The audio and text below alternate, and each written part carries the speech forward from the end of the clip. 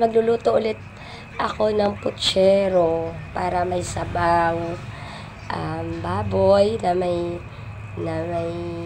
saging na saba. Tsaka lalagyan ko siya ng cabbage mamaya. Tsaka sili na green. Ayan. Yan ang last ko mamaya ilalagay. Ayan. Ayan siya, guys. Tama lang po aking luto kasi konti lang naman kami kakain.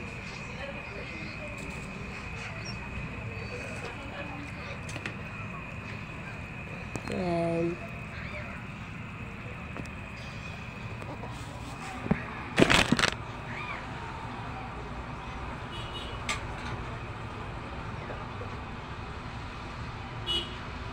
Pagluto na po yung saging, konting asin na lang po.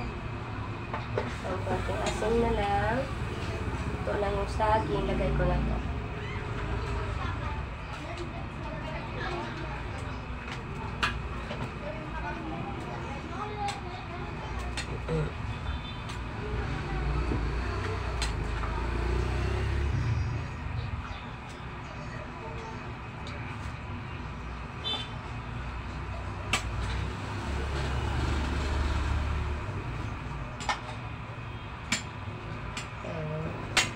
Pakuluan na lang, tsaka ready to eat na.